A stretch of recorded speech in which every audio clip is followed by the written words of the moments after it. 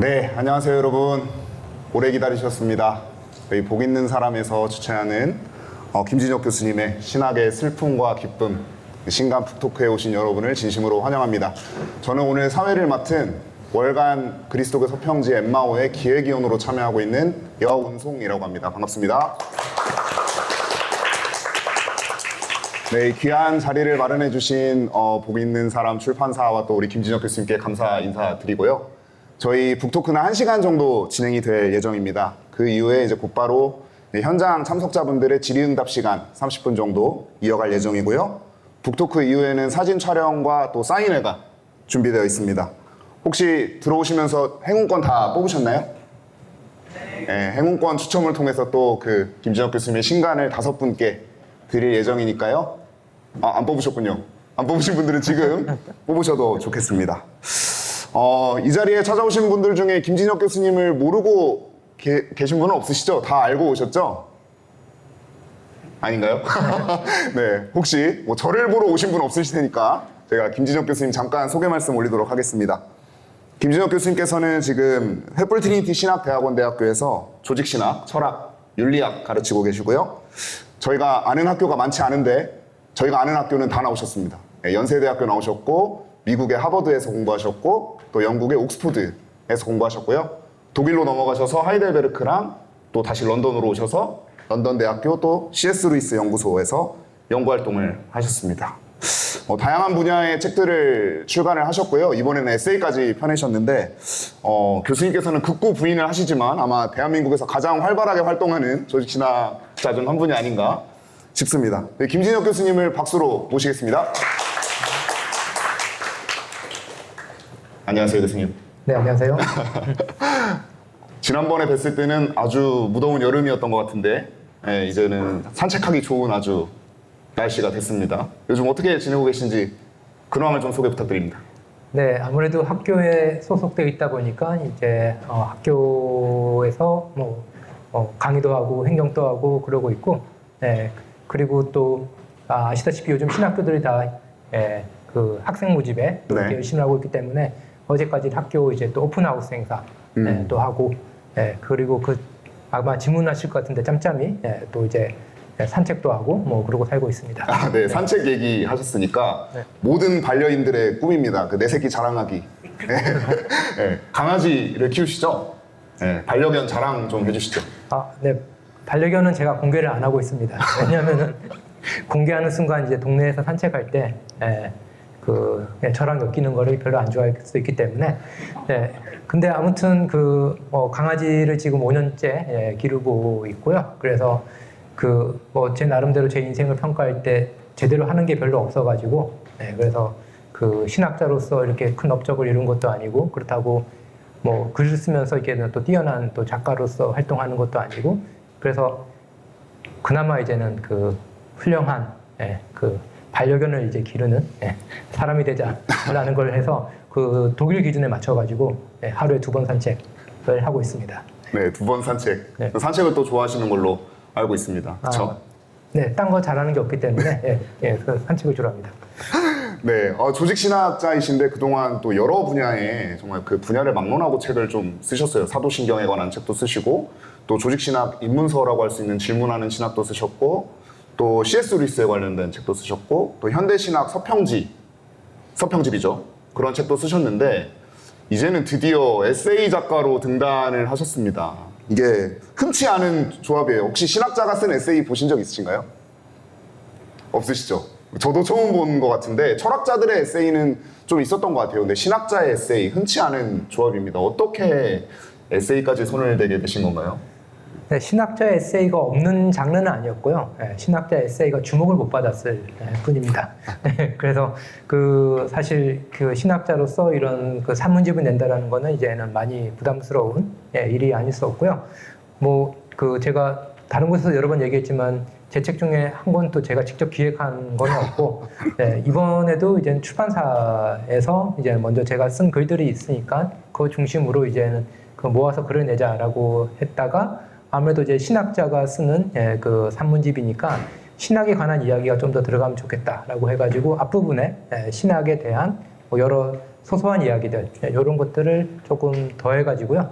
그렇게 해서 이제는 거창하게 산문집이라는 제목으로는 나오게 됐지만 뭐 그렇다고 또 특별히 제가 산문 작가가 되어야겠다, 뭐 에세이스가 되어야겠다라는 그런 식으로 쓰지는 않았던 것 같습니다. 대신 그 이때까지 뭐 나중에도 뭐 비슷한 질문이 나올 수도 있겠는데 신학자가 신학에 관해서 쓴 책들이 적지 않게 있거든요.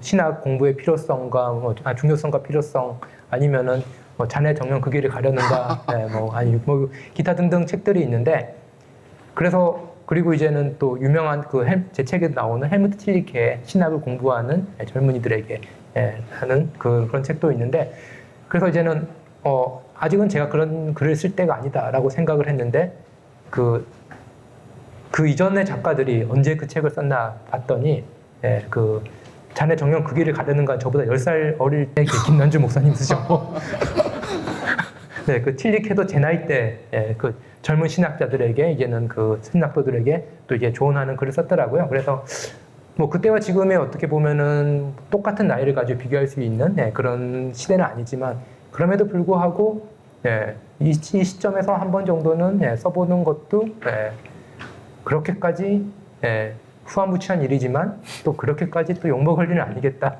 뭐 약간 이런 생각이 들어가지고 그렇게 해서 쓰게 됐습니다. 네, 그런 이제 말씀하신 어떤 신학자로서 어떤 그 뭐랄까요? 신학자로서 느끼시는 여러 가지 잡감 같은 것들을 다루시기도 했고 또 책의 2부에서 5부까지를 보시면 또 국민일보의 칼럼 기고를 꽤 오랫동안 하신 그 내용들을 중심으로 모아둔 대한민국 사회에서 일어나고 있는 여러 사건 사고들 그런 것들을 이제 신학자의 눈으로 바라보는 그런 칼럼들까지도 엮여서 이런 책을 내게 되셨습니다.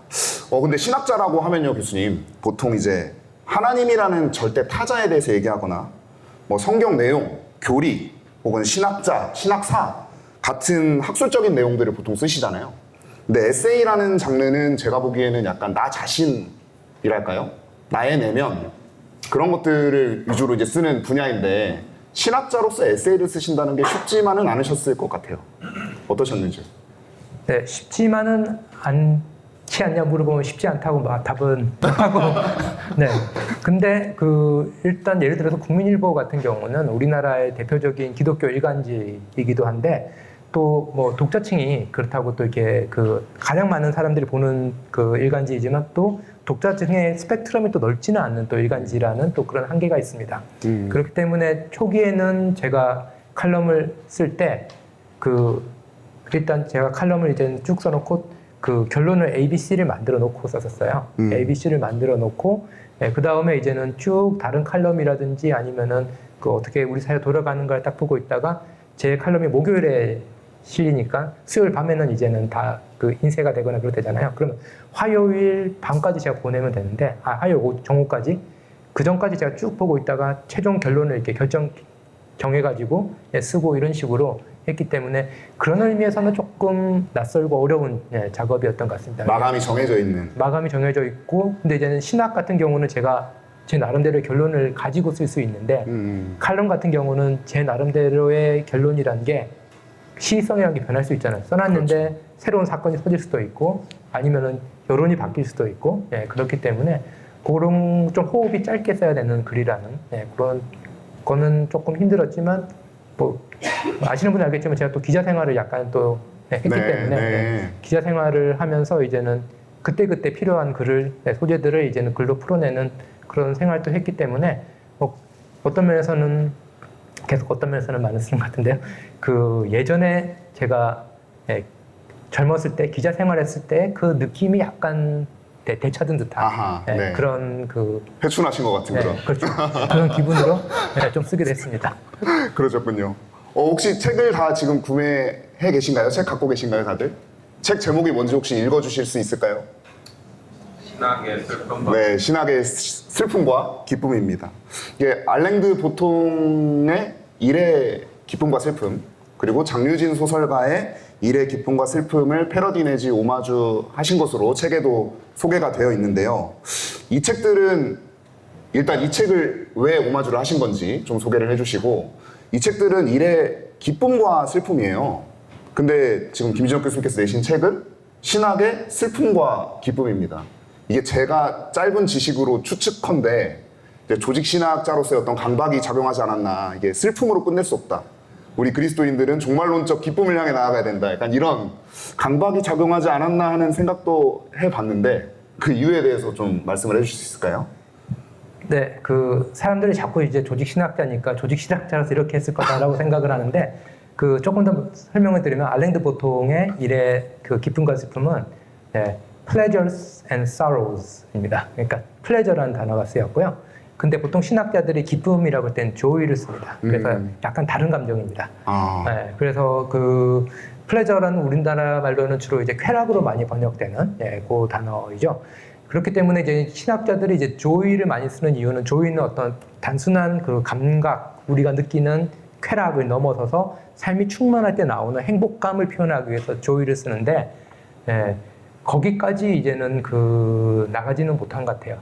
이 책이 이 책이 나가지 못하고 그냥 신학도 조금 이게 이상한 말일 수도 있는데 여러분 잘 아시는 007 제임스 본드 같은 경우는 그 살인 면허가 있잖아요. 네, 그리고 조직 신학자들에게는 재미없은 면허가 있습니다. 네, 저희는 이제 교리를 다루기 때문에 그 재미없어도 이제 약간의 까방권 비슷한 거를 이제 장착을 하고 있거든요.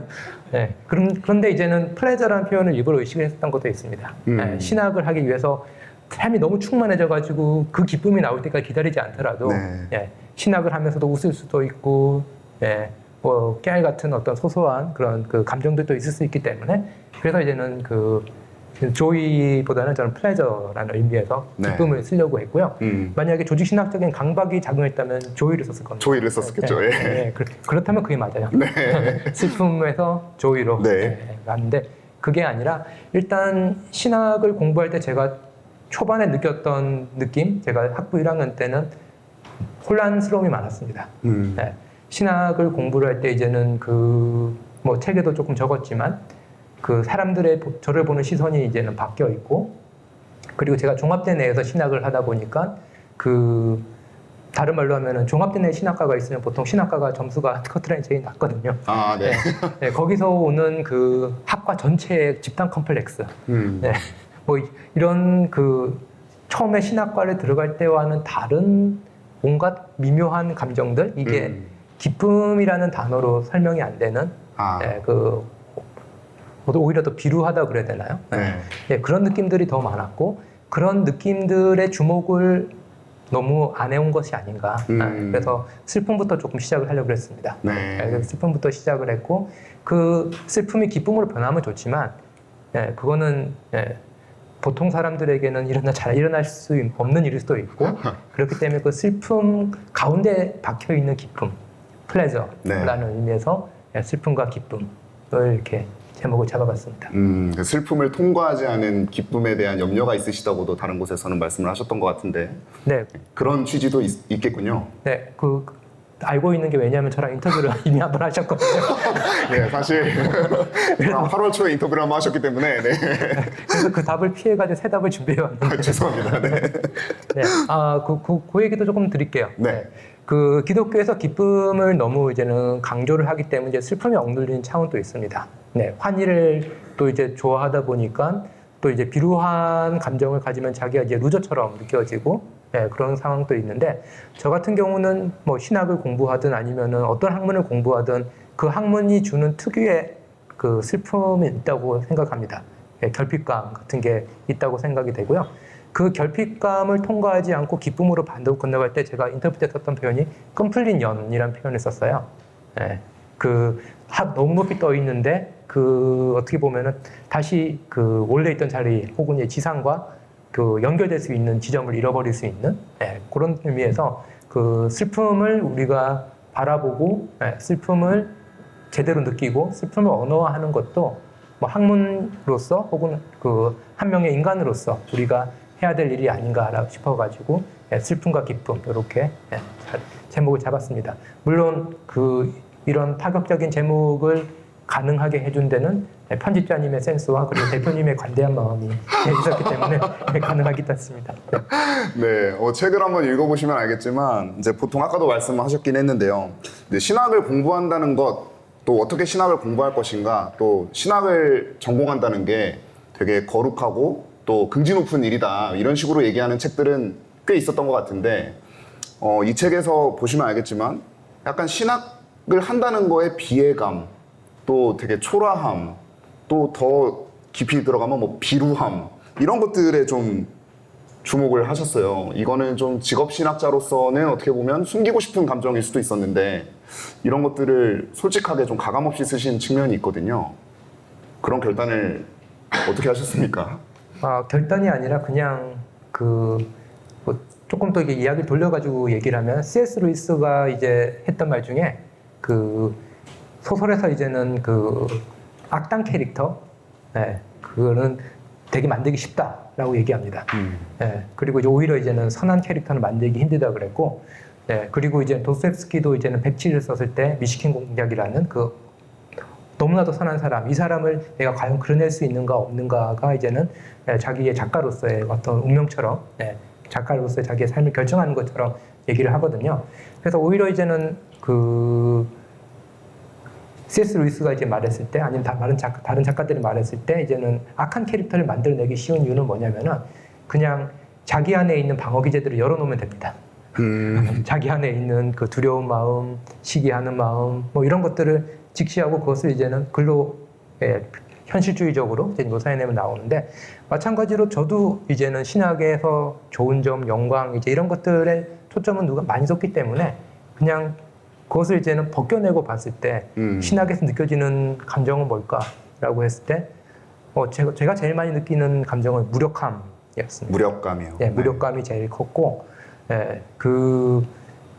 제가 늘 이야기하는 것 중에 하나가 이제 공부하면 공부할수록 이제 내가 모른다라는 것을 점점 더 많이 아는데, 그 공부를 많이 하고 덜하고의 차이는 공부를 많이 하면 내가 뭘 모르는지에 대한 감각이 생기는 거고 공부를 덜하면은 내가 뭘 모르는지를 모르고 있는 거라는 것 차이인데, 그런 의미에서 그 신학을 공부를 할 때 느껴지는 이 무력감, 그것이 이제는 때로는 이제 현실을 바꿀 힘이 없다라는 것, 혹은 현실에 적절한 답을 못 준다라는 것, 여기서 오는 비루함은 사실 모두가 공유를 하고 있다고 생각을 하고요. 의식적으로든 무의식적으로든 있는데, 그것을 억누를 때 오히려 이제는 신학이 조금 더 왜곡된 형태로 나타나거나 아니면 심지어 공격적인 형태로 나타나는 것 같고, 오히려 그 직업 신학자가 이 비루함에 대해서 이제 얘기해 줄 수 있는 공간을 좀 만들어 주면은 많은 사람들이 조금 신학을 편하게 느끼지 않을까라는 그 생각을 했습니다. 물론 어떤 분들에게는 이런 작업이 신학이 가지고 있는 어떤 이때까지 고귀한 사명이라든지 아니면은 이때까지 신학을 어떻게든지 포장을 해서 꼭 중요하고 필요한 학문이라고 말하려고 노력했던 분들에게는 조금 죄송할 수는 있지만, 또 동시에 그와는 또 반대되는 차원에서 서로 간에 느껴지는 어떤 그 솔직한 감정들, 이것들을 수련회 가서가 아니라 어떤 수련회 가서가 아니라 공적인 자원이라서나 아니면은 어디서든지 좀 편하게 얘기할 수 있는 그 판을 좀 깔아주면 어떨까 싶었습니다. 감사합니다. 또 한편으로는 신학 그 자체에는 주목을 많이들 하는데요. 그 신학을 하는 사람, 그 직업 신학자 자체에는 또 주목을 안 하는 것 같아요, 별로. 근데 또 요즘 시대 자체가 이제 생산성, 또 어떤 경제적 효용성 이런 걸로 모든 걸 다 판단하지 않습니까? 근데 그런 의미에서 죄송하지만 신학자는 그런 생산성과는 가장 거리가 멀어 보이는 직업이기도 하고, 또 심지어 그 신학의 자리라고 하는 교회에서마저 횡행한 그런 신학 무용론, 그런 것들 때문에 어떤 직업 신학자로서의 쓸모라고 할까요? 그런 부분들이 아까 말씀하셨던 그런 무력감의 원인이 되기도 하지 않나 하는 생각도 해봅니다. 어떠신가요? 네, 이야기가 되게 커졌는데, 제가 이제는 신학자라는 데는 집중한 거는 제가 신학자라는 정체성에 대해서 고민을 안 한 건 아니지만 그렇게 심각하게 한 건 아니고요. 책이 이제 탄생하게 된 이제는 기원을 조금 말씀을 드리면은, 원래는 이제는 다른 에세이집을 내자, 산문집을 내자라는 어떤 제안은 있었지만 제가 그렇게 내켜하지 않았고, 그래서 이제는 편집을 하신 문준호 팀장이 저한테 이제 이런 신학자로서 어떤 글들을 모아가지고 내면 어떻겠냐라고 했을 때, 저는 그런 깜냥이 없고 저는 그냥 직업으로서 신학자일 뿐입니다 라고 이렇게 제가 답장을 보냈거든요. 그랬더니 이제는 그 문준호 팀장님이 그러면 직업으로서 신학자를 컨셉으로 책을 내자. 라고 해가지고 이 책이 탄생을 하게 됐습니다. 그래가지고 이제는 제가 산문이란 것을 써본 적이 없는데, 네, 그래서 어떻게 할까 했더니 저한테 이제는 그 공부를 하라고 책을 몇 권을 쭉 추천을 해주셨어요. 공부를 시키는 편집자셨네요. 네, 그렇죠.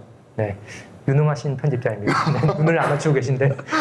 네, 근데 아무튼 그때 이제는 추천했던 책들이 소재로 많이 쓰여 있어요. 네, 근데 그 중에서 이제는 제일 결정적인 영향을 했던, 뭐 제가 참고로 했던 책들은 많은데, 이제 문준호 팀장님이 저한테 추천한 책 중에 제일 결정적인 영향을 한 게 무라카미 하루키의 직업으로서의 소설가라는 작품입니다. 네.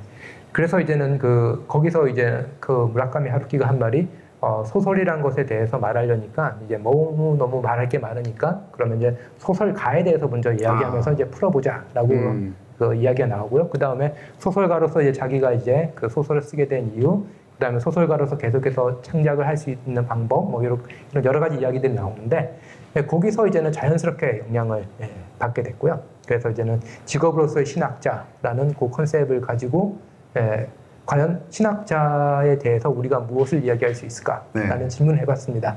사실 신학에 대해서는 저희가 얘기를 많이 하죠. 뭐 하나님에 대한 학문, 뭐 교회에 봉사하는 학문, 뭐 그런 식으로 얘기도 많이 하고, 저도 질문하는 신학이라는 책을 썼을 때는 삶을 위한 기회 내지 예술로서의 신학, 뭐 이런 제 나름대로의 정의도 이렇게 가져봤는데, 그게 아니라 이제는 그 신학으로 이제 밥 먹고 사는, 그리고 신학을 통해서 슬픔과 기쁨을 느끼는 그 존재가 어떤 존재인가를 아는 것도 매우 중요하다라고 생각이 들었고요.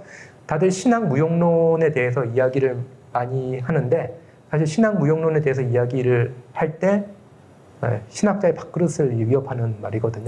보면은 네, 그래서 신학 무용론이라는 걸 결국 그럼 신학자는 어떤 존재이고 왜 필요하냐라는 질문으로 왔기 때문에, 네, 이때까지 사람들이 신학이라는 걸 질문할 때 이 책에서는 그러면 신학자는 어떤 존재이고, 어떻게 살아가는 존재이고, 자신의 소명을 어떻게 이해하는 사람인가, 그것을 조금 이제는 풀어보려고 했습니다. 네. 근데 직업 신학자도 있지만 또 이제 개신교회에서는 아주 유명한 슬로건이 하나 있죠. 만인 제사장이라는 슬로건도 있고, 또 신학자의 전문적인 신학함뿐만이 아니라 뭐 이런 말도 있지 않습니까? 기도하는 자마다 신학자다. 뭐 이런 말도 있고요. 또 교회에 워낙 똑똑하신 분들이 많으셔가지고 요즘에 교회마다 다 그 사도 바울 한 분씩 계시죠. 예수님보다 성경 잘하시는 분 계시고, 또 어떤 신학 전공자가 얘기를 해도 저 사람은 성령을 안 받아서 모른다, 저 사람은 성경을 모른다, 이런 분들이 되게 많은 상황이에요. 그러니까 보편적인 신학함과 또 직업인으로서의 어떤 신학함, 이런 것들의 어떤 긴장과 균형과 조화랄까요? 이런 것들 사이에서 교수님께서는 어떻게 포지셔닝을 좀 하고 계신가요? 네, 아까 하셨던 말씀 중에 모든 기도하는 사람 신학자라고 했는데, 전문 신학자는 기도 안 해도 될 수가 있는 게 전문 신학자입니다. 네, 그런 차이가 있군요. 네, 저희가 기도까지 잘하면 목사님들이 이제 그렇군요. 때문에 이게 서로의 이제 직업 윤리를 이제는 보완해줘야 되기 때문에 그거는 조금 구분을 해야 될 것 같고요. 제가 인터뷰 때도 이제 말씀을 드렸는데, 뭐 한국은 아직까지 일반화되지 않았지만 이제는 유럽이나 이런 데 가면은 누구나 집에 오븐을 가지고 있고 그 오븐에서 빵을 구워서 먹습니다. 그렇지만 또 이제 마트를 가거나 아니면은 뭐 또 밖에 나가면은 이제 베이커리가 또 따로 있죠. 네. 그래서 집에서 만든 빵이라고 빵이 아닌 것도 아니고, 네. 그리고 외부에 나가서 이제는 유명하진 않지만 그 동네 베이커리에서 빵을 산다고 해서 그 빵이 반드시 집에서 만든 빵보다 맛있지도 않습니다. 네. 저는 직업 신학자와 그리고 일반 넓은 의미에서 모든 사람이 신학자라고 할 때는 그 관계와 비슷하다라고 생각이 들거든요. 네, 그래서 분명히 신학 전공을 하지 않는 분들에도 이 신학 책을 읽으면서 뛰어난 신학적인 지식을 가진 분이 있고, 그리고 신학자들 혹은 이제 목회자들 사이에 나오는 유명한 말이 있죠. 교인 중에 의사가 있으면 절대 히브리어를 가르치지 말라. 우리보다 히브리어를 곧 잘하게 될 것이다. 뭐 이런 식의, 뭐 그런 식의 이게 농담처럼 이렇게 나오기도 하는데, 근데 역할이, 그러니까 이렇게 신학 자체로 가졌을 때 저희가 이제는 다른 직업과 약간 다른 잣대를 가지고 있기 때문에 이 문제가 생기는 것 같아요. 예를 들어 가지고 집에서 하는 빵이 밖에서 파는 빵보다 맛있다 그래가지고 밖에서 있는 빵이 무용한 건 아니거든요. 나름대로 역할을 기능을 공동체 내에서 하고 있습니다. 마찬가지로 이 일반인들이 전문 신학자가 아닌데 지식의 양이나 지식의 깊이를 가지고 그 전문 신학자들을 충분히 뛰어넘을 수가 있죠. 특히 요즘 같이 그 머리 좋고 공부 잘하는 분들이 다 이제 신학을 안 하려는 시대에는 그거는 저희가 필연적으로 받아들일 수밖에 없는 어떤 현상이라고 생각이 듭니다. 그렇지만 집에서 고급 재료를 가지고 빵을 맛있게 만들 수 있지만 또 꼭 그 빵만 먹고 살아야 되는 모든 사람이 그 빵만 먹고 살 수 있는 건 아니거든요. 어떤 그 베이커리라는 산업 속에서 움직이는 것이 있고 이제 그것들이 뭐 밀가루 가격을 낮춰준다라든지 뭐 아니면은 쉽게 그 제빵 재료들을 구할 수 있게 만들어 줌으로써 집에서 그런 빵을 만들 수가 있거든요.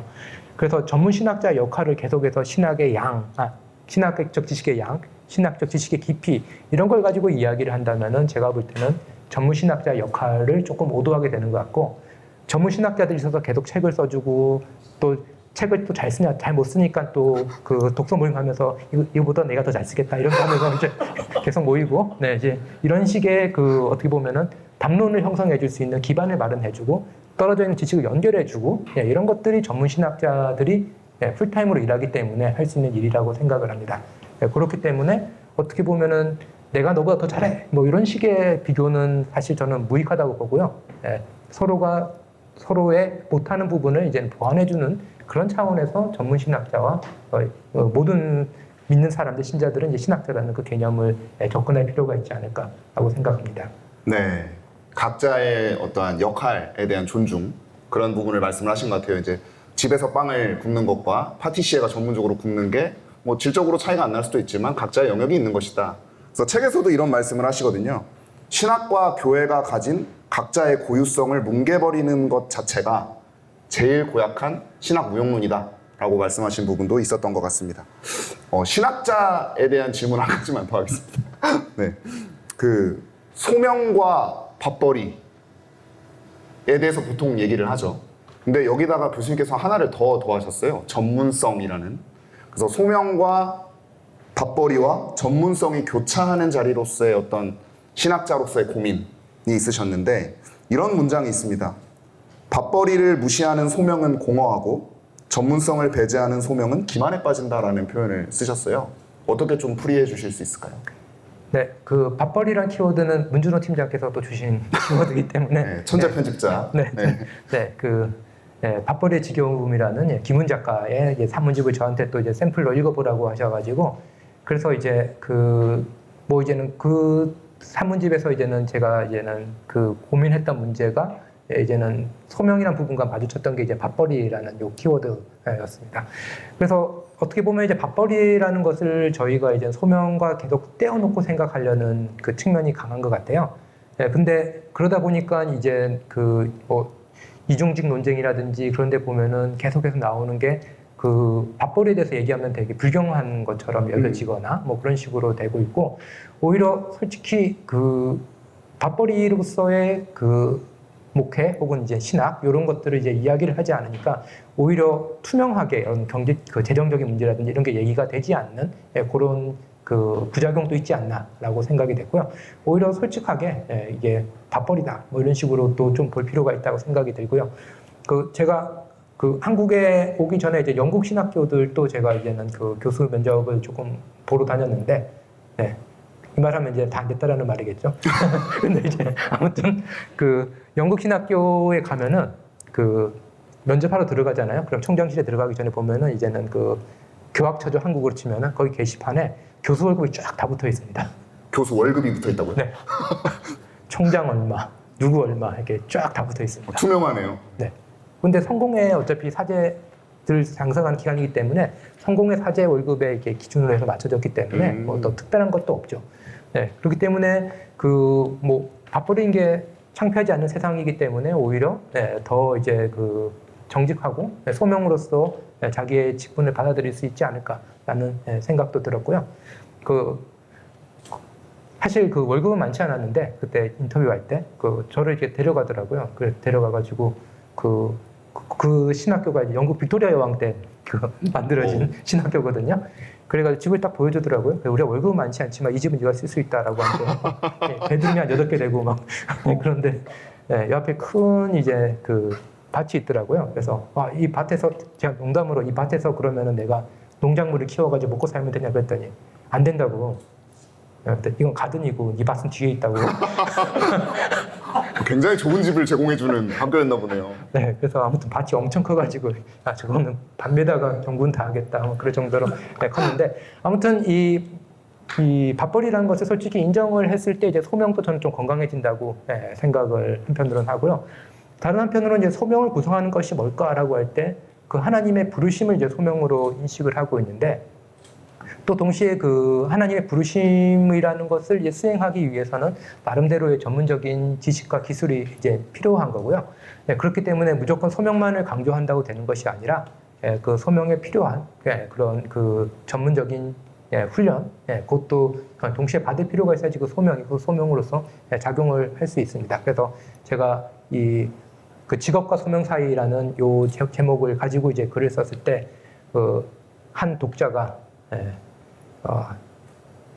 너무 적나라하게 쓰지 않았냐라고 적나라하다. 너무 적나라 쓰는데 그 이유 중에 하나는 밥벌이, 소명 그리고 이 전문성이라는 게 한 사람에서 완전히 조화되기는 힘든 부분이고 그 한계를 인정하기 때문에 요 세 개를 그냥 이렇게 부담 없이 이야기할 수 있지 않을까라고 생각이 들고 오히려 이 세 가지의 조화가 불가능하다는 것을 조금 이제 은폐하려고 그랬을 때 너무 소명 중심으로 다 모든 것을 설명하는 그런 현상이 나타나지 않을까 또 조금 생각해봤습니다.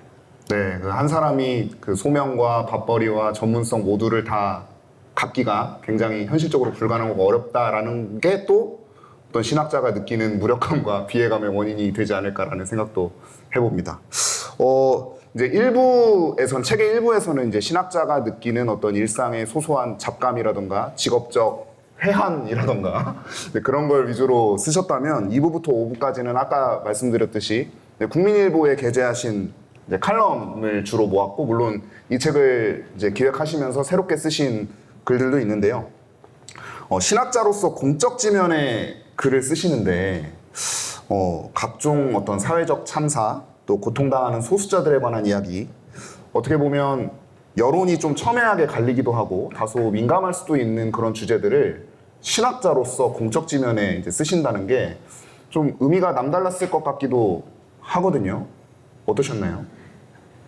네, 그 의미가 남다르긴 했죠. 남다르긴 했고, 제가 이제는 신학을 공부하다가 중간에 이제 기자 생활을 조금이라도 일부러 했던 이유도 신학을 하면서 이제 제가 사용하는 언어들 이런 게 이렇게 저도 또 이제 조직 신학 전공자고 그러다 보니까 아까는 장난으로 재미없음 면허를 갖고 있지만 또 동시에 이제 재미없음의 언어라는 게 다른 말로 하면은 현실감 없는 언어라는 말도 될 수가 있거든요.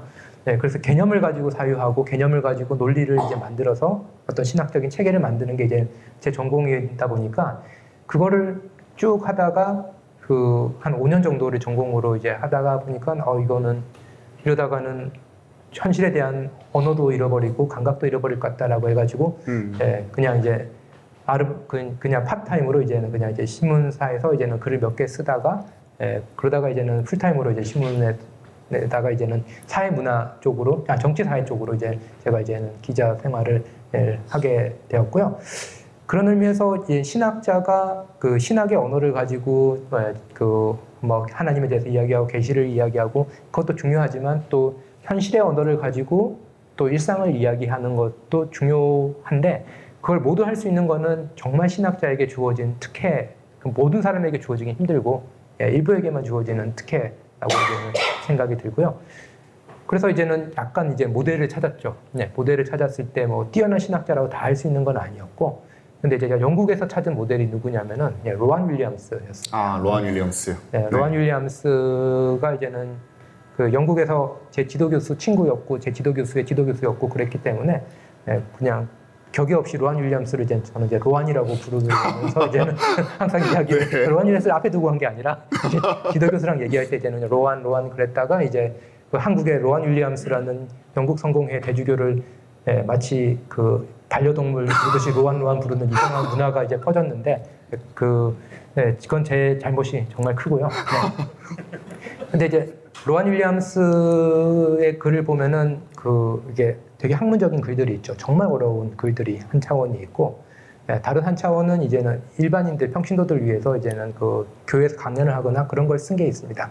그래서 그 두 개가 있는데, 사실 전 로안 윌리엄스의 가장 탁월함은 신문에 내는 칼럼에서 이제는 발견했었어요. 늘 쓰는 건 아닌데, 고정 칼럼니스트는 아닌데, 네. 그 영국 뭐 가디언이라든지 뭐 타임스라든지 이런 데 보면은 로안 윌리엄스, 키스 워드 뭐 이런 유명한 신학자들이 칼럼을 한 번씩 냅니다. 그리고 칼럼이라는 거는 그 고미숙 작가가 얘기한 적도 있는데 천지 안에 들어간 우주거든요.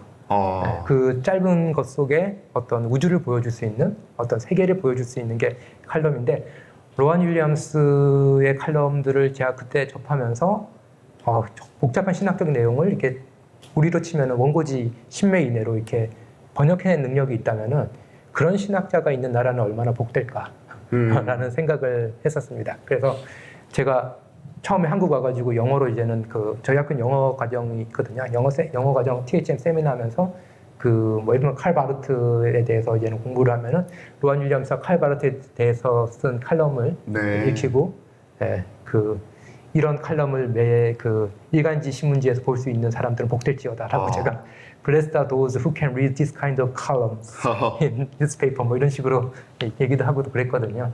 그런 만큼 그런 데서 조금 모델을 찾으려고 그랬고, 국민일보에서 먼저 이제 제안이 들어왔을 때 그 정도 급은 아니지만 그래도 조금 이렇게 해보자라고 조금 시도를 해봤습니다. 네. 어쨌든 그 일간지라는 게 아무리 칼럼이라 그래도 논조라는 것도 있을 거고, 또 말씀드린 대로 이제 다루고 계셨던 주제들이 사회적으로 좀 양극단으로 갈리는 거였는데, 그거를 좀 약간 피해가실 요량이셨는지는 모르겠지만 그 칼럼 글쓰기를 하시는 동안에 나름대로의 다른 어떤 캐릭터를 창조를 하셨다면서요? 네, 그 캐릭터는 창조는 이제 여러 가지로 이제는 창조를 했는데요. 하나는 뭐 여기 계신 분들도 이게 다 대부분 아시겠지만, 제가 대학 들어갔을 때는 X세대라고 싸가지 없다고 되게 욕을 많이 먹었던 세대거든요. 그래서 이제는 뭐 기존 질서에 이제는 뭐 대항하고 뭐 서태지 이렇게 뭐 태그 달고 나오고 뭐 이제 그런 세대였기 때문에 마치 이제는 이전에 한국에 없었던 세대가 나타난 것처럼 대우를 하다가, 지금은 이제는 뭐 MZ, 젠지 뭐 이런 식으로 또 이제 세대론이 되게 한국에서 유행을 하면서. 네, 제가 MZ입니다. 그러면서 베이비 부머 세대와 이 소위 말하는 MZ 세대라고 하는 한국의 어떤 논의 속에서 주목받지 못하는 이제 낀 세대가 됐거든요. 그래서 이제는 캐릭터를 한편으로 창조한 거는 이 낀 세대로서의 정체성입니다.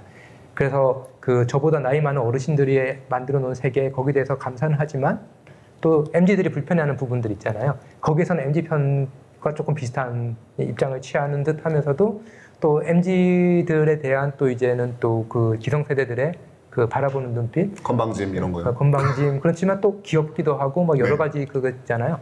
그래서 그 중간 어디서에서 제 캐릭터를 한번 만들어 보려고 했고요. 그래서 세대론의 편승은 하진 않지만 양 세대를 볼 수 있는 어떤 입장. 왜냐하면은 국민일보라는 매체 특성이 주로 나이 드신 분들, 특히 이제는 목회자들 뭐 그런 분들이 많이 볼 수도 있기 때문에 그 캐릭터를 하나를 만들려고 했고요. 그 다음으로는 이제 사회적으로 첨예하게 부딪히는 문제들이 있습니다. 근데 이제는 뭐 특히 이제 어떤 이슈들 같은 경우는 제가 한 달에 한 번씩 칼럼이 쓰이는데 그 한 달 동안에 점점점 이제는 갈등이 고조되는 것들이 있거든요. 그러면 이제는 사실 기자들도 너무 당황해하는 거예요.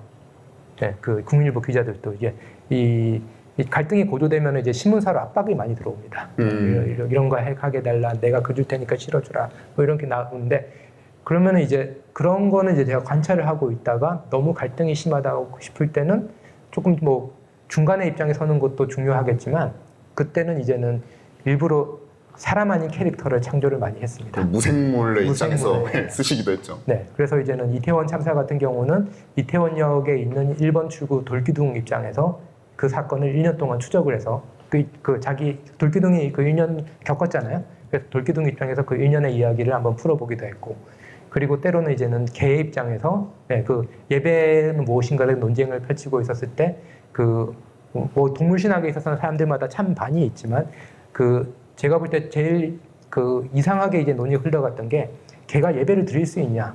당연히 못 드리죠. 근데 이제 그걸 가지고 막 하나님의 형상 이야기하고 막 그러는데 당연히 못 드리는 거 가지고 어떻게 그걸 가지고 이제 논문도 쓰고 이제 그런단 말이죠. 네, 그랬을 때는 이제 걔 입장에서 내가 예배를 드려야지 내가 행복하냐 뭐 약간 이런 식의 이런 식으로 이제 약간 인간으로서는 약간 그 논쟁에 뛰어들면은 어느 한편의 입장으로 제 의도와 상관없이 이제 매도될 수가 있잖아요. 예, 그럴 경우에는 일부러 인간의 관점이 아니라 다른 무생물이라든지 인간이 아닌 다른 동물의 관점 속에서 그런 것도 한번 보려고도 했고 그런 파격을 시도했는데 그래도 데스크에서 좀 잘 받아줘가지고 네네. 네, 사실은 안 받아줄 줄 알았는데 네, 받아줘가지고 실리게 됐습니다. 네, 교수님께서 쓰셨다면 안 받아주셨겠지만 무생물이 썼기 때문에 받아들여진 게 아닌가 싶네요. 이렇게 낀 세대로서 어느 한쪽에 속하지 않고 또 확답을 주지 않고 양쪽을 전부 다 이제 관찰하면서 약간 애매모호한 듯 하지만 이제 모두를 다 포괄할 수 있는 그런 관점을 좀 추구하셨던 것 같은데 이 책을 나중에 읽어보시면 알겠지만 이제 교수님께서 좀 지향하시는 바 이제 그런 키워드들을 보면 느림, 애매모호함 이런 표현들이 굉장히 많이 등장해요. 근데 느긋한 산책을 즐기시기도 하시고요.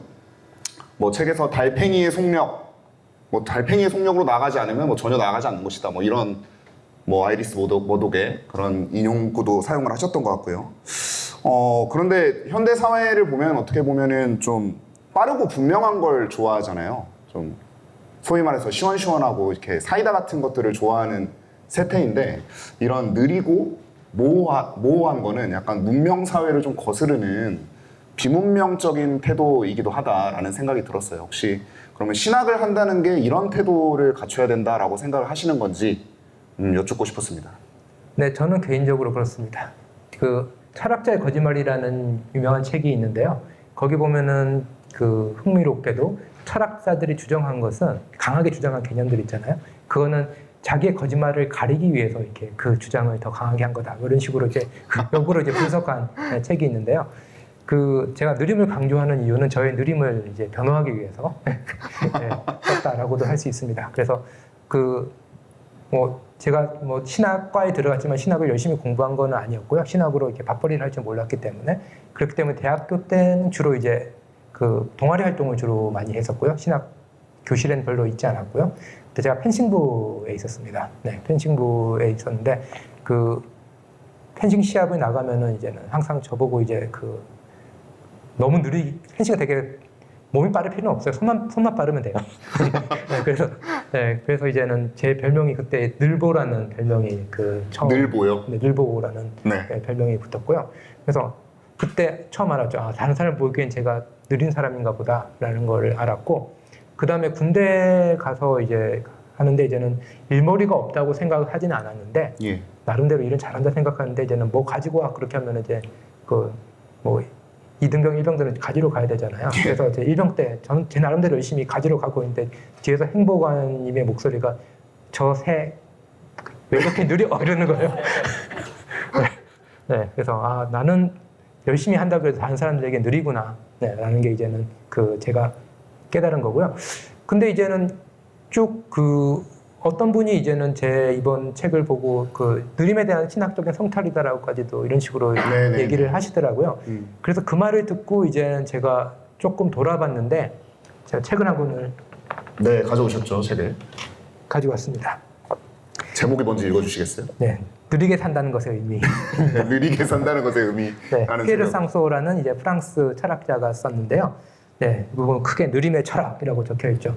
그래서 이 책을 왜 샀는지 몰랐는데 이번에 책 나오고 북토크 준비하면서 내가 이런 책을 예전에 읽었었지라고 이렇게 생각이 나서 이렇게 찾았거든요. 근데 이제는 이 책을 1권만 사고 끝인 줄 알았는데 이 책이 1, 2, 3, 4권이 나왔더라고요. 그래서 1권이 이제 느림에 대한 거고, 2권이 산책에 관한 거고, 3권이 일상에 관한 거고, 4권이 아름다움에 관한 건데, 근데 제가 이 책은 1권도 보면은 다 안 읽었는데, 어떻게 보니까 이제는 제 책에서 나오는 키워드 4개가 딱 놀랍게도 다 이 책에 있습니다. 하더라고요. 그리고 이제 보면 제가 좋아했던 책들이 제 인생에서 제일 큰 영향을 끼쳤던 책들이 이제 기억난 게 피에르 쌍소의 느림의 철학이었고, 버트라드 러셀의 게으름의 찬양, 게으름의 찬양. 예, 또 있었고 그 다음에 아브라함 조슈아 헤셸의 안식 네. 또 있었고, 그러니까 제가 좋아했던 책들이 다 이렇게 예, 느린. 네. 그것도 교수님의 느림을 변호하기 위한 독서 전략이었던 건가요? 그런 것 같아요. 네. 그런 것 같고 슈라우마우를 좋아했던 것도 슈라우마우도 이제 수동성 네, 이런 네, 걸 네. 강조를 하다 보니까 어떻게 보면은 제 그 상당히 이제 주관적인 관심에서 시작해서 그 주관적인 것을 속에서 이제 보편적인 그런 그 메시지를 이제 찾으려던 게 아닌가라고 생각이 들고요. 근데 제가 다른 사람의 속도에 맞춰서 갔다면은 제가 지금의 제가 되어 있을까는 조금 고민입니다. 뭐 아까 처음 시작하실 때 그 하신 말씀을 제가 동의하지 않는다라고 얘기를 했는데, 한국에서 가장 활발하게 활동하는 조직 신학자. 네, 네. 그 말에는 동의하지 않는데 저처럼 이제 제가 제 스피드대로 이렇게 느리게 안 했으면은 그렇게 책을 계속 썼을까라는 생각은 듭니다. 그렇군요. 네. 그래서 여기 저희 졸업생들도 있는데 저희 학교 교수님들 진짜 바쁘게 다들 하셔서 네. 저만 느릿느릿 걸어 다니고 있는데, 네. 그래서 이제는 오히려 그 알리스 모독 같은 경우도 뭐 그 철학에서 달팽이 속도로 움직이지 않으면 전혀 움직이지 않는 것이다 뭐 이런 표현도 쓰기도 했는데, 가장 왕성하게 그 책을 많이 냈던 소설가이자 철학자, 20세기에 활동했던 한국도 한번 방문했습니다. 근데 이제 그분도 이제 느림에 대한 확고한 철학이 있었기 때문에 자기 분야에서의 최고의 생산성을 낼 수 있지 않았을까라는 생각이 들고요. 또 느리기 때문에 이제 또 이전에 못했던 새로운 또 가능성들이 또 열리지 않았을까라는 모독의 작품들을 보면서 그것도 느꼈고, 또 저도 그런 의미에서 약간의 그 슬로우 모션을 이제 선호를 하고 있습니다. 네. 그런 의미에서 어떻게 보면 교수님이시니까 이제 학생들이 그런 질문을 많이 던진다고 해요. 교수님 조직신학 책 뭐 읽어야 돼요? 교수님 이거는 뭘 읽어야 돼요? 어떤 걸 해야 돼요? 라고 묻지 말라고 쓰고 계십니다. 천천히 가라고, 너무 빨리 가려고 하지 말라고 그런 말씀도 하고 계셨던 것 같습니다. 에필로그에 독수리 오영제 얘기가 나오는데요. 혹시 독수리 오영제 다들 아시죠? 제가 그 독수리 오영제 마지막 세대였던 것 같거든요. 제가 정말 어렸을 때 그 슈파 우렁찬 엔진 소리, 그 이제 애니메이션의 그 오프닝을 들으면서 컸던 기억이 나는데, 에필로그에 보면은 독수리 오영제의 사후기 얘기가 나옵니다. 그 슈퍼히어로에 전혀 어울리지 않게 왜소하고 소심한, 어떻게 보면 교수님이 이렇게 자의식으로 삼고 계신 것 같은 그런 독수리 오영제 사후기의 모습이 나오는데, 어떻게 보면 이 시대 많은 신학도들이, 또 젊은 신학하는 후배들이 이런 자의식을 느끼고 있지 않나. 나는 슈퍼히어로가 되기에는 소명의식도 좀 그닥, 밥벌이도 어떻게 될지 모르겠고, 그렇다고 전문성도 없는 것 같고, 이 셋 중에 하나라도 있어야 되는데 좀 나는 너무 왜소하고 좀 안 어울리는 것 같다 라는 독수리 오영제의 사후기적 자의식을 갖고 있는 분들이 이 자리에도 계실지 모르겠는데 저는 좀 갖고 있거든요. 어떤 조언을 해주시겠습니까? 네. 조언을 뭐 할 위치는 아니거든요. 저도 사오기로 쓰기 때문에. 한 가지 놀란 거는 이제 독수리 오영제 이번에 에필로그 쓰면서 조금 조사를 했는데, 네. 다들 10대더라고요. 네. 다 소년들이군요. 다 소년들입니다. 네, 그 1호, 2호 지금 보면 거의 30대 같아 보이는데, 예. 네, 10대이고요. 그만큼 또 시대가 좀 변하지 않았나라고 생각이 들고, 그 전통적인 목회, 전통적인 교회 이런 것들이 당연시되지 않는 시대에 살고 있는 거는 뭐 제가 굳이 강조하지 않아도 다들 이제 아시고 있는 바이라고 생각이 들고요. 아무튼 제가 조금 특이한 경력을 걸어왔다라고들 얘기를 해주시는데, 왜냐하면은 그 저희 아버지 후배가 이제 그 우리나라에서 제일 큰 신학교 중에 하나의 그 교수님 하시다가 총장님 되셨는데, 네. 그런데 저희 아버지는 이제 목회자가 아니니까요. 그래서 이제는 저를 처음 봤었을 때 왜 장모대를 안 가고 거기를 갔냐, 학부부터 했고, 예. 그 다음에 제가 있는 학교에 THM을 갔었을 때, 아니 우리 학교 와서 MDB를 했었어야지 왜 거기로 갔냐. 그리고 미국에 있는 그 H로 시작된 학교 갔더니, 아니 P로 시작된 신학교를 갔었어야지 왜 거기를 갔냐. 그리고 그 제가 영국으로 갔었을 때 아니 독일에 있는 T로 시작되는 학교를 갔었어야지 왜 거기를 갔냐라고 하셨고 그리고 한국에 돌아와가지고 제가 S로 시작되는 학교를 갔더니 그 학교는 곧 망할 테니까 우리 학교로 와서 시간 강사를 하면서 다시 MDB를 밟아라 라고 이렇게 얘기를 하셨어요.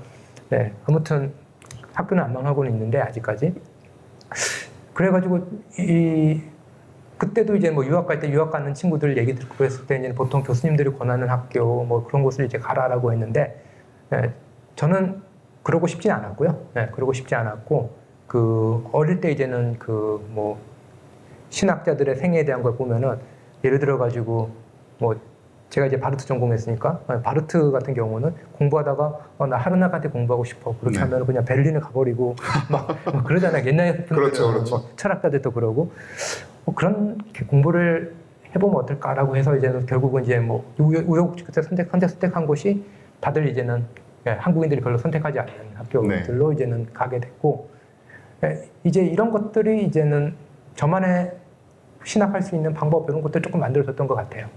그래서 그 만약에 다른 학교들 예를 들어서 그 P로 시작한 학교. T로 시작한 T로 학교 시작한 있으면은 비슷한 다른 이전의 신학자분들과 크게 다르지 않는 이야기를 하고 있을 거고 크게 다르지 않은 글쓰기를 하고 있지 않을까라는 네. 생각은 들고요. 그런 의미에서 그냥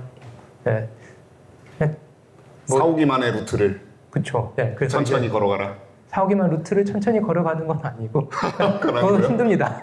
지금 와서 얘기하지만 힘들고 엄청 불안한 길입니다. 네네. 그렇지만 또 다른 사람들이 다 이게 정답이다라고 하는 게 정답이 아닌 세상이 점점 오고 있기 때문에 그 어떻게 보면 제일 중요한 것들은 뭐 요즘에 그 조금 이제는 그 너무 이제는 사오기에 묶여 있으니까 이야기가 안 풀려가지고 죄송합니다. 조금 이제 딴 맥락으로 옮겨가지고 말씀을 드리면은 요즘에 이제 보시면은 그 뭐 신학의 위기다, 교회가 위기다 그러지만 그 전통적인 산업 분야 중에 위기 아닌 데가 거의 없습니다.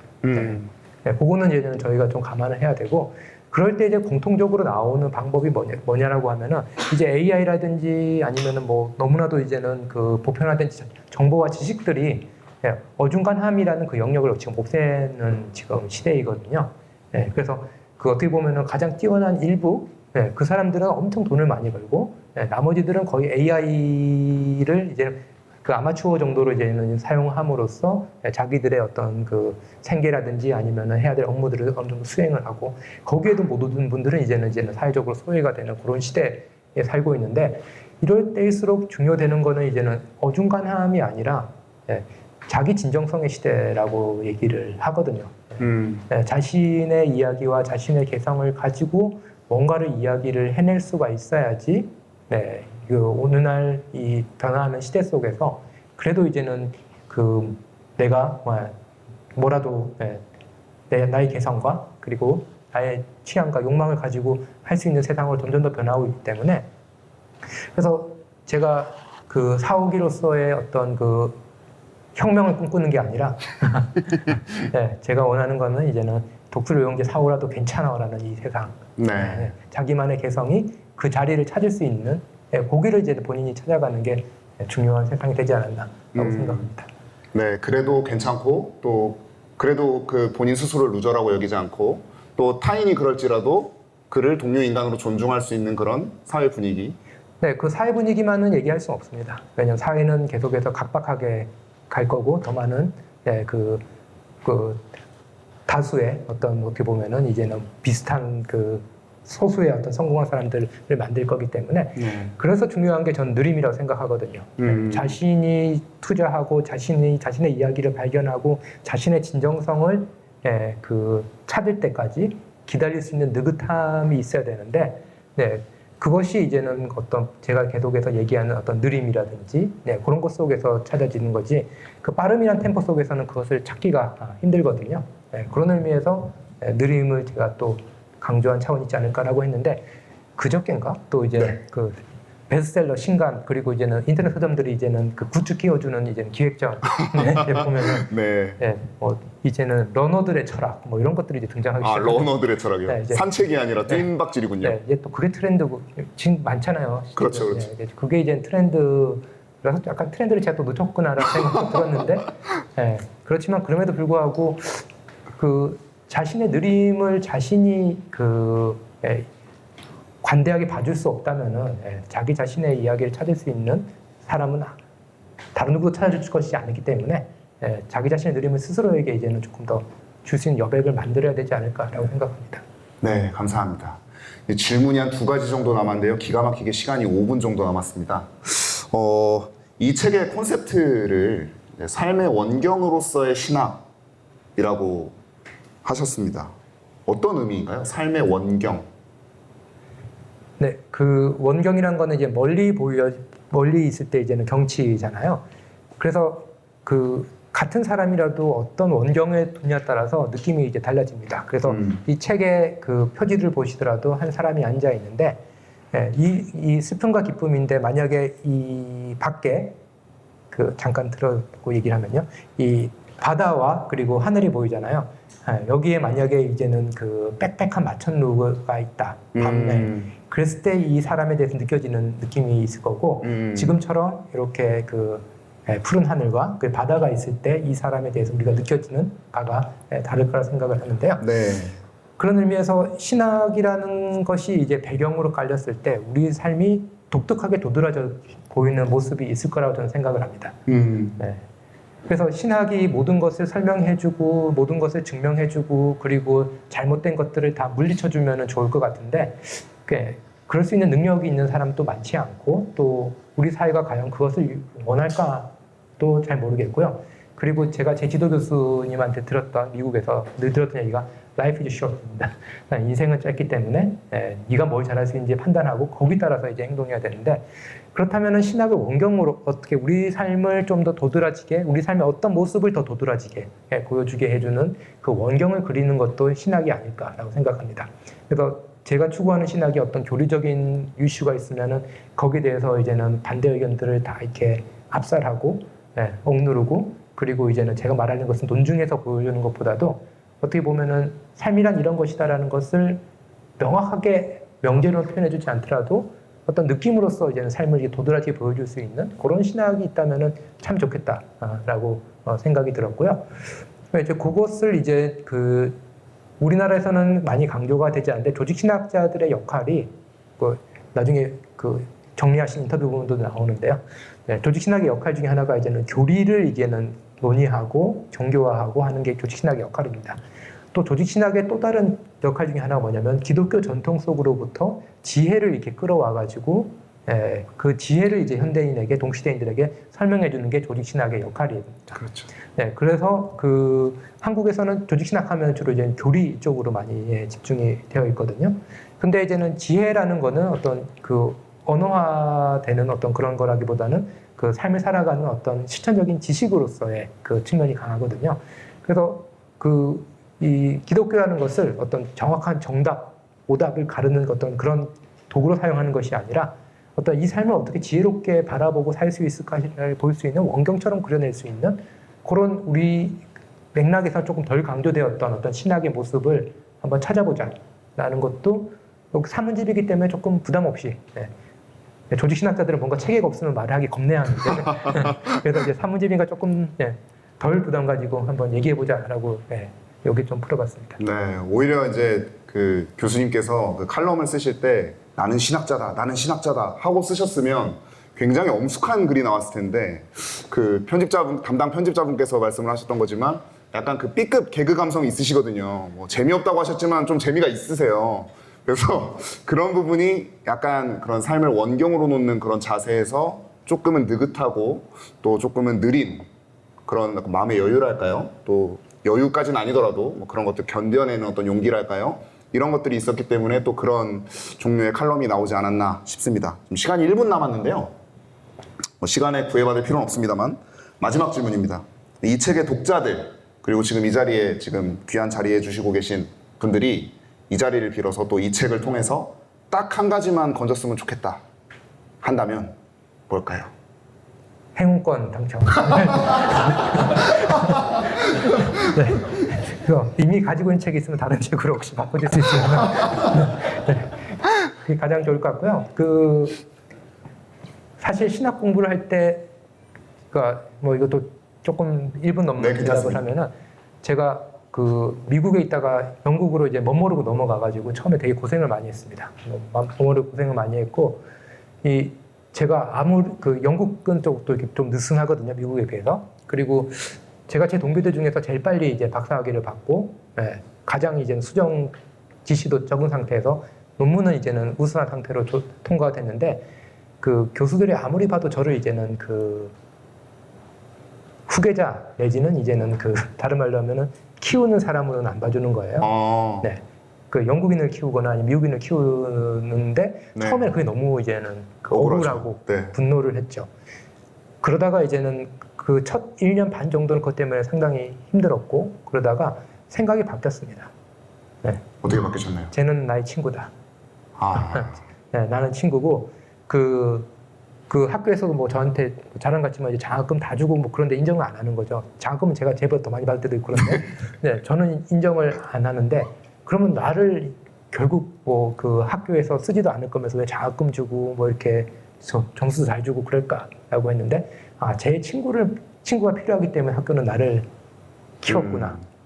나를 반대하지 않는 자들은 다 나와 함께하는 자들이다. 네. 이런 거군요. 그렇게까지도 보고 싶진 않았습니다.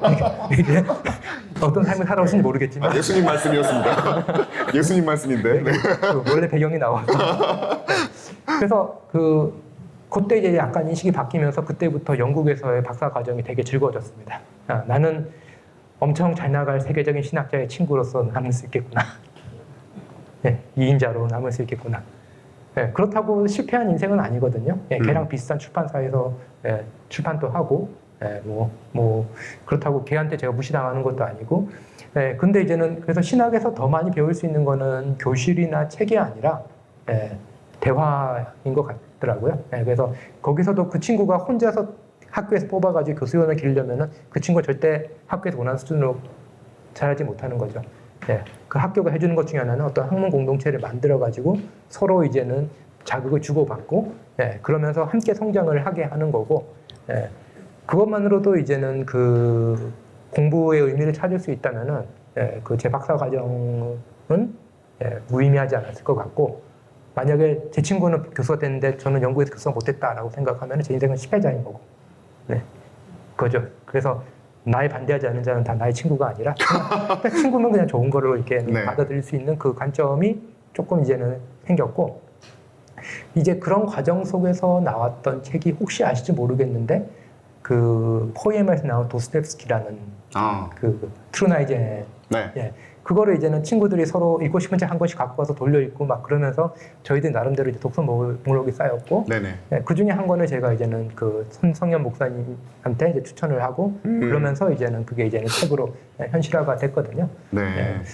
그래서 여기 이 자리에서 만약에 얻어갈 수 있는 게 뭔가 있다라고 하면은 행운권 말고요. 행운권 말고 그냥 그 한 10분 정도만이라도 신학이라든지 그 아니면은 신앙의 렌즈로 그 투영된 삶에 대해서 이야기할 소재를 찾아가시면은 가장 많이 얻어가는 것이 아닐까 생각합니다. 네, 감사합니다. 지금 시간이 8시 13분입니다. 혹시 쉬는 시간 없이 질의응답을 이어가도 될까요? 아니면 중간에 뭐 행운권 추첨을 지금 해버릴까요? 어떻게 생각하시나요? 그럼 일단 질의응답을 먼저 좀 진행하도록 하겠습니다. 그런 소재로 삼을 만한 어떤 신학적인 그런 내용들을 얻어가시려면 질문을 많이 해주셔야 됩니다, 여러분. 지금 손을 드시면 진행하시는 분들이 무선 마이크를 가져다 드릴 텐데요. 제가 이제 북토크를 진행을 했지만 이제 저의 관점에서 진행을 한 거기 때문에 이거 궁금한데 사회자가 이걸 안 물어보더라. 이거는 꼭 물어보고 싶다. 그런 부분들이 있으면 가감없이 교수님께 여쭤봐 주시면 감사하겠습니다. 손을 들어서 표해 주시면 마이크를 가져다 드릴게요. 네, 저기 뒤에 계신 분. 예, 저 질문 하나 드리겠습니다. 그냥 저는 순서 독자의 입장에서 책 제목을 지을 때 거의 90% 이상은 이제 그 출판사에서 그 시키는 대로 정해야 된다 뭐 이런 이야기가 있는데 이 책 제목은 혹시 좀 박사님이 이제 지으신 건지 아니면 출판사에서 지으신 건지 좀 궁금합니다. 네, 원래 아까도 좀 말씀드렸는데 원래 책 제목은 제가 이제 제안한 것 이게 선택이 됐던 게 직업으로서의 신학자입니다. 그래서 이제는 그 무라카미 하루키를 따라한 것이 아니라 사실은 막스 베버를 이제는 따라하려고 그랬고요. 그랬는데 그 문준호 팀장님과 저의 케미가 어떻게 되는지 모르겠지만 제가 농담으로 던지면 거의 다 받아가지고 그것을 이제 기획화하는 능력이 있어가지고 그래가지고 제가 이제는 제가 일의 기쁨과 슬픔이라는 작품을 그 알랭드 보통과 이제 장르진 두 작품을 다 좋아하기 때문에 그래서 신학의 기쁨과 슬픔을 하면 어떨까라고 했다가 그냥 너무 그러니까 이게 바꿔가지고 슬픔과 기쁨을 하자 그랬더니 문준호 팀장님이 그것을 이제는 하나의 후보로 강한 후보로 이제는 잡아주셔가지고 올라가게 됐고요. 그런 의미에서 어떻게 보면은 제가 제안을 했고 그리고 출판사에서 이제 받아주셨고 저로서는 매우 만족스러운 그런 제목입니다. 그래서 제목도 정해주신 것도 감사하지만 부제를 안 달아주셔서 너무 감사했습니다. 왜냐하면은 상당히 오해 여지가 있을 수 있는 그런 제목이라서 어떻게 보면 부제를 통해 가지고 뭔가 더 뭐 신학자가 뭐 한다 뭐 이런 식으로 이렇게 해줄 수도 있을 것 같은데 그게 아니라 그냥 담백하게 신학의 슬픔과 기쁨이라고 해주셔서 그건 제가 엄청 감사하고 있는 그런 부분입니다. 아, 그러네요. 부제가 없다는 거는 제가 방금 깨달았습니다. 네. 아, 그래서 좀 약간 그런 약간 신비로움이 있었군요. 네. 혹시 다른 또 질문 있으신 분 손을 들어서 표해 주시면 마이크 가져다 드리겠습니다. 질문이 네, 좀 전에 그 질문하신 분하고 연결이 돼서 저도 질문을 좀 할게요. 처음에 이 책 읽고 제목을 잘못 지은 줄 알았습니다. 지금 문제는 이 책을 읽는데 슬프지도 기쁘지도 않았다는 거죠. 근데 제가 이거 그림을 읽고 감상하고 나면 이 표지를 보니까 이해가 되더라고요. 그러니까 아까 원경의 얘기를 하면서 그랬구나라는 걸 이해했는데 관찰하는 느낌이에요. 그러니까 삶을 끈적끈적하게 살아간다는 느낌보다 제가 김 박사님 보면 이렇게 한 발 떨어져서 관찰자로서 지켜보고 관찰하고 거기에 대해서 그래서 사실 이거 중에 제가 볼 때는 제일 뭐랄까 감정적인 어떤 그런 이입이 들어가야 될 자리는 그 이태원 그 부분을 본인의 이야기로 하지 않으시고 다른 것으로 하자는 방식을 딱 보면서 되게 그러니까 본인의 어떤 성향인가라는 생각도 들어요. 그러니까 저는 제 개인적인 고민하고 연결된 건데 저는 시골에서 지금 조용히 한 4년째 살면서 저도 가장 프로덕티브한 시간들을 보내고 있는 건 맞아요. 느리게 살 수 있고 한 발 떨어져 살 수 있기 때문에 그런 글도 쓰고 할 수 있는 것 같긴 한데 근데 계속 이렇게 살아도 되나라는 생각을 자꾸 하거든요. 괜찮아요? 그렇게 살아도 본인의 성향인가요? 아니면은 뭐랄까요? 저는 잘 모르겠어요. 저는 내가 계속 이렇게 뭔가 삶을 치열하게 살아가는 사람들로부터 정말 떨어져서 관찰자 같은 느낌으로 살아가도 되나에 대한 고민들을 좀 되게 많이 하고 있어요. 어떠세요? 네, 송 교수님 같은 경우는 책이 지금 같은 그 추세로 팔린다면은 계속 이런 삶을 사셔도 될 것 같고요. 곧 책이 나옵니다. 아무튼 이게 사실 말은 이게 느리게 산다, 한 발 떨어져 산다라고 하는 말 그게 좋은 삶이다, 혹은 내가 추구한 삶이다. 근데 사실은 쉽지는 않은 것 같고요. 제가 이렇게 말을 하더라도 상당히 기만적인 게 저는 그 전임으로서 이제 학교에 소속된 사람이고 그렇지 않은 분들에게는 이 문제가 당연히 이제 다르게 찾아올 거라고 느껴질 거라고 생각을 합니다.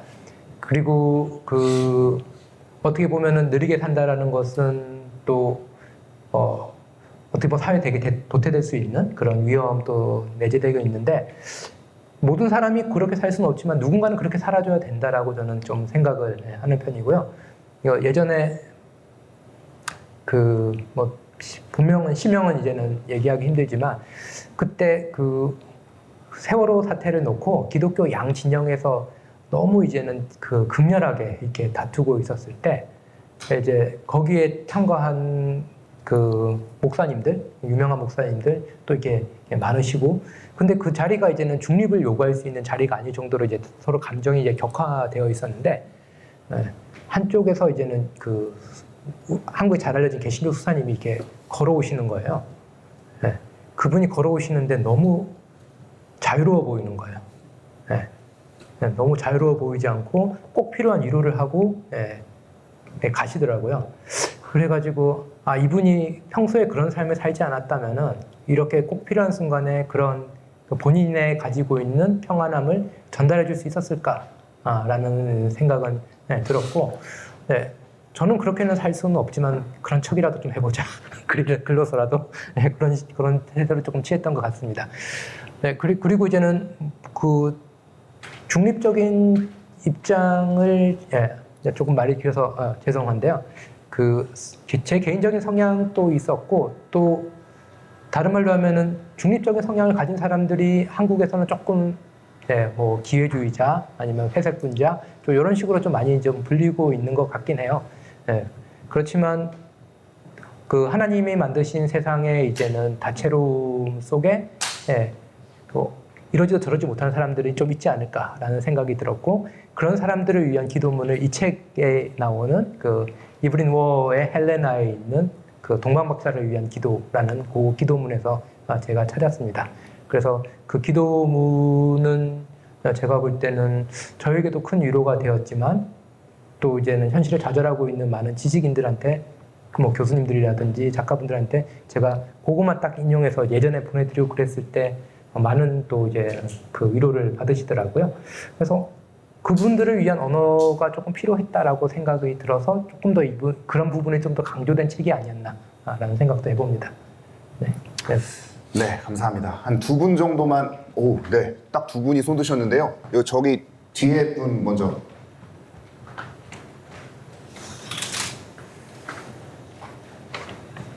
네, 교수님, 저는 아직 책을 읽지는 않았지만 그 질문이 크게 세 가지가 있는데, 첫 번째로는 그 신학의 길에 어떻게 들어서게 되셨는지, 신학을 선택하게 되신 좀 상황이 궁금하고, 두 번째는 지금까지 신학자로서의 길을 걸어오셨는데 내가 포기하지 않고 신학의 길을 걸어오길 잘했다, 이렇게 느껴지는 순간이 있으신지, 그리고 그 책 제목이 신학의 슬픔과 기쁨인데 혹시 신학의 재미는 무엇인지 그게 좀 궁금합니다. 네, 그 신학을 하게 된 동기는 그 유튜브에 있는 어떤 동영상에서 조금 길게 설명을 했는데, 간단하게 말씀드리면은 그 집에 신학책이 있었고요. 근데 그 신학책을 조금 읽었는데, 아버지가 그 사놓으신 신학책인데 그걸 조금 읽었는데, 목사님이 설교하신 것과 신학책 사이에 너무 차이가 있는 거예요. 그래가지고 왜 이러지? 라고 그 관심 속에서 이제 신학을 더 공부를 하게 되었고요. 네, 그래서 이제는 여기서 보면 신학자의 책 읽기라는 그 섹션인데, 거기 보면은 우연히 집어들게 된 책의 그 중요성, 이런 것도 제가 조금 이야기를 해놨습니다. 그리고 지금까지 신학자로서 살아오면서 잘했다라고 하는 게 있냐라고 하면은, 있기도 하고 있지 않기도 한데요. 포기하지 않으셨던 이유. 그래서 이제는 포기하지 않았던 이유 중에 하나는 도덕질도 해본 놈이 잘한다가 제 철학입니다. 다른 걸 해보려고 했는데 다 막혔습니다. 그래서 이제는 신학으로만 이제는 계속 가게 됐고, 어떻게 보면 그것도 뭐 하나님의 섭리라면은 섭리라고 지금은 생각을 하는데, 그럴 때마다 이제는 뭐 다른 길로 가려고 할 때마다 그 길이 항상 이제 막혀 있었고, 그럴 때마다 신학에 적절한 재미가 조금 있었던 것 같아요. 적절한 재미가 있다라는 게, 일단 신학책 자체가 주는 재미가 있습니다. 신학책 자체가 주는 그 어떤, 특히 조직신학 같은 경우는 그 구조적인 아름다움이라든지 그런 것들도 있을 수 있고요.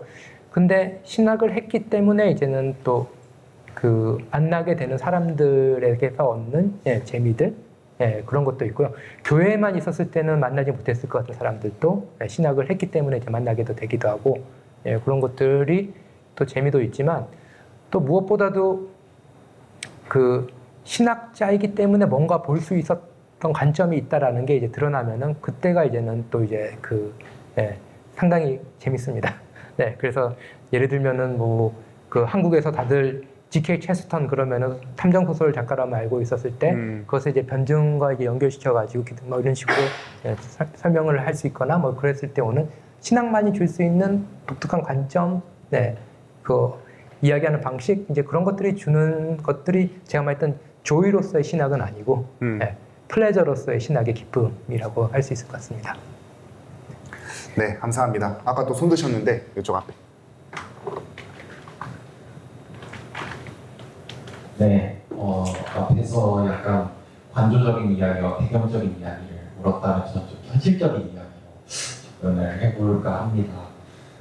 지금의 시대를 평가할 때, 이제 교수님께서 무력감을 이야기하기도 했지만 저는 혐오감의 시대라고 좀 표현할 수 있을 것 같습니다. 혐오감의 시대, 그리고 무례한 사람에게 어떻게 대해야 하는지 지혜가 정말 필요한 때라고 좀 생각이 듭니다. 이제 교수님께서 이야기하셨다시피 중립적인 입장이 회색분자다, 양비론자다, 약간 좀 그런 이야기를 들으셨던 적이 있기 때문에 이제 그렇게 이야기하시는 것 같다라고 생각이 드는데요.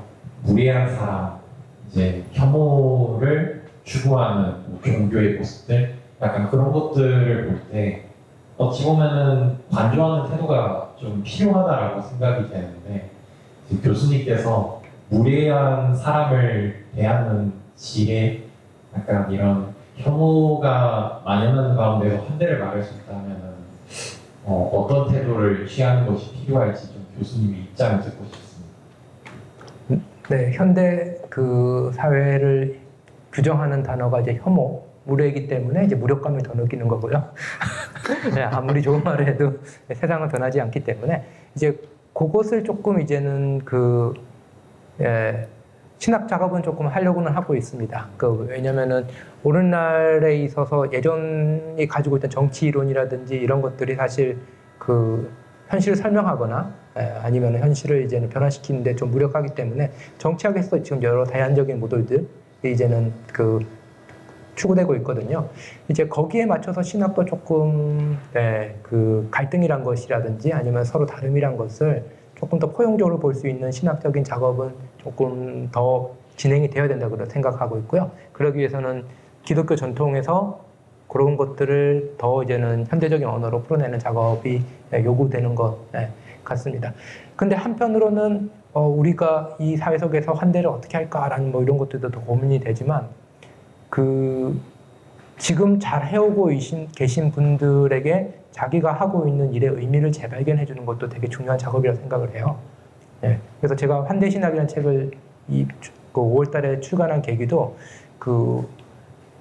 어디서 해외에 나가가지고 이제 환대에 대한 강의를 했는데 머리가 희끗희끗한 선교사님이 오셔가지고 첫 강의 끝난 이후에 자기가 몇십 년 동안 이전에 배운 신학을 가지고 이게 현장이 되게 다르잖아요. 그래서 좌충우돌하면서 이게 맞나 틀렸나 이런 거 고민하면서 이게 해오고 있었고 어떻게 보면 내가 이게 기독교 선교사가 맞나까지 이제 고민을 할 정도로까지 이제는 수십 년 동안 가이드가 없이 계셨던 거예요. 근데 이제는 제가 이제 환대라는 주제를 가지고 조직신학 개념들의 재해석을 해드리니까 지난 몇십 년 동안의 자신의 사역이 무가치한 게 아니었구나. 이게 사실 이제는 기독교의 오히려 핵심에 있다라고 하면서 본인의 삶에 대한 재해석, 긍지 이런 것들이 이제 생기는 것을 이제는 볼 수가 있었거든요. 그래서 무조건 혐오가 문제다라고 하는 것에 대해서도 저희가 다각도의 입장을 취할 수 있고 전략적인 방식을 취할 수도 있겠는데 다른 한편으로는 우리가 하고 있는 것들에 있어서 그것이 어떤 의미인지를 조금 신학적으로 풀어주고 거기에 대해서 조금 생각하려면 조금 또 아까 말했듯이 약간 관조적인 자세가 있어야지 그걸 또 객관화시킬 수가 있거든요. 그것도 뭐 주류라고는 할 수는 없지만 이제는 꼭 필요한 작업이고 제가 하는 신학적 작업은 그런 하나의 조금 작은 물줄기 중에 하나가 아닐까. 그래서 제가 계속 강조하는 게 독수요용제 사오기. 알렉타는 형들이 다 저부 쓰는 거고 사오는 이제는 좀 자잘한 악당들 이렇게 처리하는 거고 그런 것도 사오기를 제가 이야기하는 것도 한편으로는 그런 이유도 있고 다른 한편으로는 큰 일을 하려면 큰 신학교라든지 큰 교단에 있어야지 또 되는 것도 사실입니다. 한국 현실에서는. 예, 그래서 저는 작은 학교에 있는 거고 작은 학교에서는 큰 신학교가 못하는 일을 해주는 것도 작은 신학교에 있는 소속된 교수가 할 수 있는 거기 때문에 조금 B급 감성을 가지고 그래서 일부러 추천사도 다 A급 교수님들 다 이렇게 안 받고 이렇게 하게 됐습니다. 보시면 A급이 없습니다. 저랑 다 비슷비슷한. 사회자도 아주 B급, C급을 데려다가 이렇게 쓰고 계신데요. 네, 정한 시간이 되어서요. 8시. 한마디만 하면은 네. 그 편집자와 출판사가 A급이기 때문에 B급을 명품으로 만들어준 거는 감사하게 생각하고 있습니다. 네, 딱 8시. 그러면 네, 혹시 다른 분들 괜찮으시면 한 분만 더 질문 받도록 하겠습니다.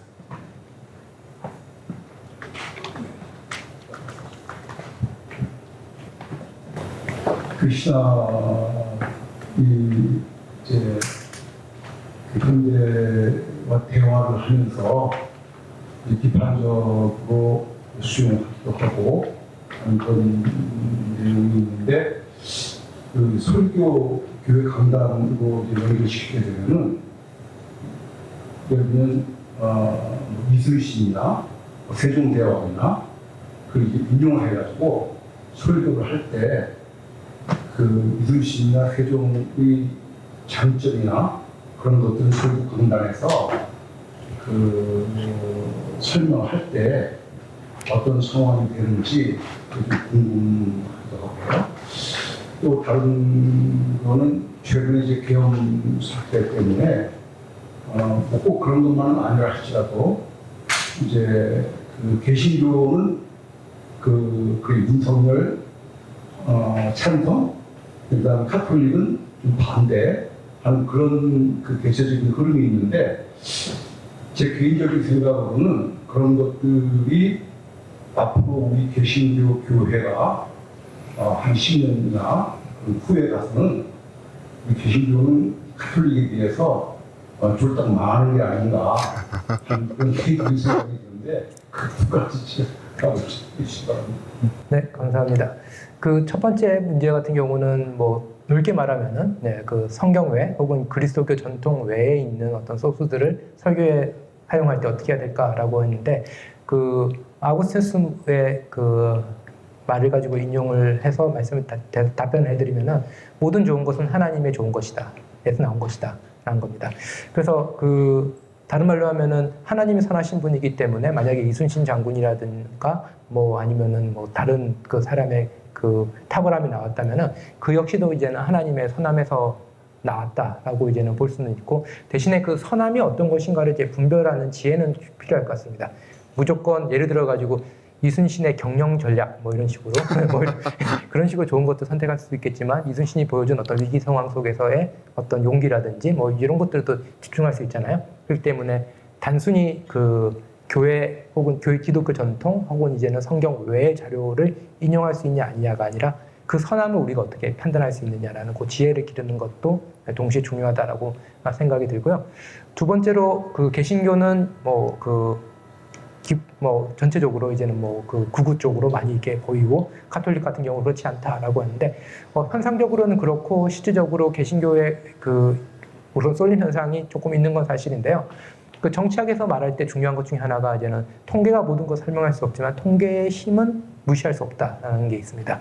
그렇기 때문에 실질적으로 통계적으로 봤을 때 개신교에 얼마나 많은 사람들이 이제 극우 쪽에 갔을까라고 했을 때 의외로 이제 언론에서 보이는 것보다는 많지 않다라는 게 이제는 그거이고요. 그런 의미에서 그 한편으로는 이 추세가 계속될 때 우려스러운 점은 있지만 또 동시에 이런 말을 계속하는 것이 또 그 추세를 또 강화시킬 수 있는 위험도 있지 않을까라고 개인적으로는 생각을 합니다. 그렇기 때문에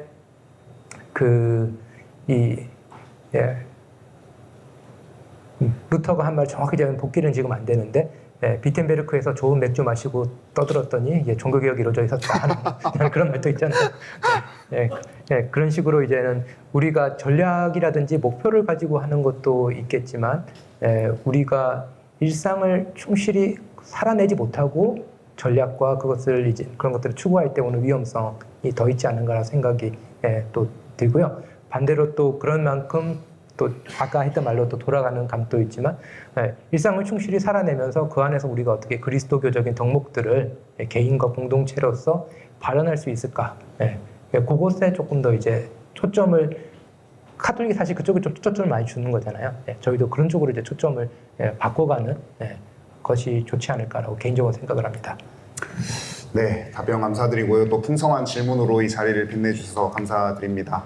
더 많은 질문이 있으시겠지만 일단은 이 책을 열심히 읽고 또 참고를 해주시고 혹시 더 많은 질문이 있으시면 횃불 트리니티 신학대학원대학교에 입학을 하시면 저희 학생을 모집하고 있다고 하니까 김진혁 교수님은 사용권을 드립니다. 그래서 입학처에 문의해 보시면 좋을 것 같습니다.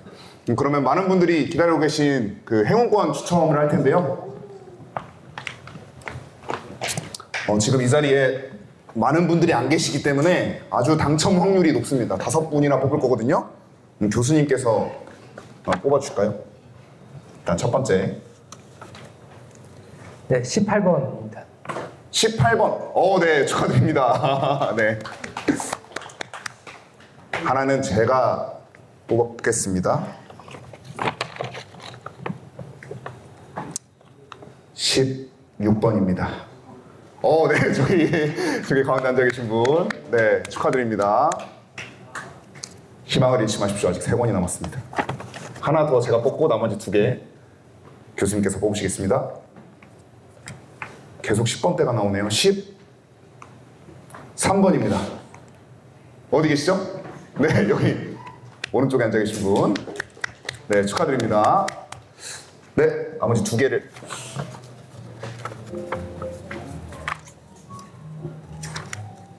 네. 또 10번인데 14번. 14번. 네, 저기 14번입니다. 축하드립니다. 네, 그리고 마지막으로 33번입니다. 33번. 여기 가시네요. 축하드립니다. 네, 저희 이상으로 북토크를 마무리하도록 하겠고요. 늦은 저녁 시간에 이렇게 자리 빛내주셔서 너무나 감사드립니다. 제가 서두에 소개드렸듯이 저는 그 월간 그리스도교 서평지 엠마오에서 기획위원으로 일하고 있는데 매월 30일마다 메일링 서비스를 드립니다. 그 달에 출간된 이제 책들을 소개하고 또 전문 서평이나 인터뷰를 실는데요. 이번 달에는 제가 김진혁 교수님과 진행한 또 인터뷰가 A4 기준으로 8장이나 들어가 있습니다. 그래서 아마 이 자리에서 못 들으신 내용들은 그 인터뷰에서도 들으실 수 있을 테니까요. 인터넷에 엠마오, 서평지 엠마오 검색하시면 메일링 서비스 받아보실 수 있을 테니까 참고해 주시기 바랍니다. 그럼 이상으로 신학의 슬픔과 기쁨 북토크를 마치도록 하겠습니다. 감사합니다. 네, 감사합니다.